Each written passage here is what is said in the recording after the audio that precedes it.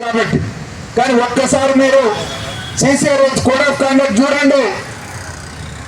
Chalk down pen down చేస్తే ఏం జరుగుతుందో ఆలోచించండి. నువ్వు పోయి సంతకం పెట్టి నేను స్టాఫ్ రూమ్లోనే కూర్చుంటా అంటే ప్రిన్సిపాల్ చూస్తూ ఊరుకుంటాడా?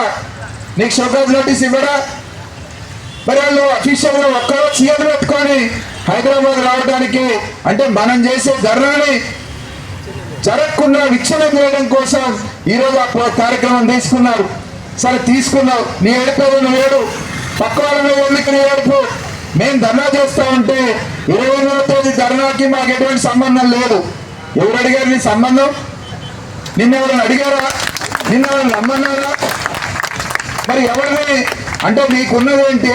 ఎందుకు ఈ రకమైనటువంటి ఒక చైల్డిష్ మెంటాలిటీ తోటి ఒక ఇమ్మెచ్యూర్డ్ లీడర్షిప్ అని అనాలి, అంతకంటే వేరే ఏం లేదు.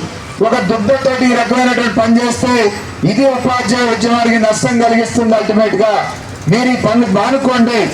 కలిసి రాగలిగితే కలిసి రండి, కలిసి రాకపోతే సొంతగా పోరాడే దమ్ము ధైర్యం ఉంటే చేయండి, అభ్యంతరం లేదు.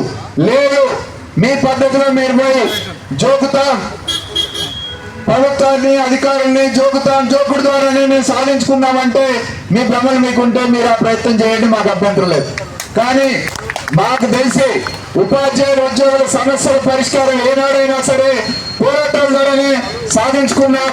ఆ పోరాటాలకు నెలవు వేదిక ఇందిరా పార్కే సాక్ష్యం అనేటువంటి విషయాన్ని ఈ మరోసారి గుర్తు చేస్తా ఉన్నాం.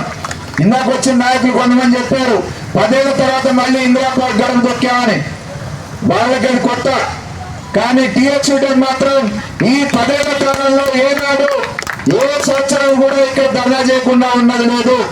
అది ఎవరి పాలకులు ఏ పార్టీ అధికారంలో ఉందనే దాంతో సంబంధం లేదు. ఉపాధ్యాయుల ఉద్యోగుల సమస్యలు ఎప్పుడున్నా ఆ సమస్యల్ని ప్రజాస్వామ్యంగా ప్రాతినిధ్యం చేయడానికి ప్రభుత్వం దృష్టికి ప్రజల దృష్టికి తీసుకోవడానికి ఈ ధర్నాచౌక వేదిక అనేక పోరాటాలు చేశాం, అనేక ఫలితాలు సాధించాం. మీ అందరికీ తెలుసు పిఆర్సీ జూన్ 2కి ఐఆర్ ఇస్తా అన్నారు. 2018లో ఆగస్టు 15 పిఆర్సీ ఇస్తా అన్నారు. కానీ పిఆర్సీ ఇవ్వలేదు, ఐఆర్ ఇవ్వలేదు. 3 సంవత్సరాలు గడిచినా ఇవ్వకపోతే ఇదే ధర్నా చౌక్ లో చలో అసెంబ్లీకి పిలిపించి అరెస్ట్ అయ్యాం. 2020 డిసెంబర్ 29 ఇదే ధర్నా చౌక్ లో పోలీసులు 100 మందికి పర్మిషన్ ఇస్తే ఆ రోజు కూడా ఇట్లా 3000 మంది పైన ఉపాధ్యాయులు హాజరయ్యారు. ఆ రోజు మా మీద పోలీసులు కేసు పెట్టారు. వైద్య స్టాఫ్ కోర్టు ప్రోటోకాల్ కింద కేసు పెట్టారు. వాటికి కూడా నెలకు 2 సార్లు కోర్టు చుట్టూ తిప్పుతున్నారు. అయినా భయపడలేదు, పోరాటం మానుకోలేదు. మాకు ఓడీ కట్ చేశారు.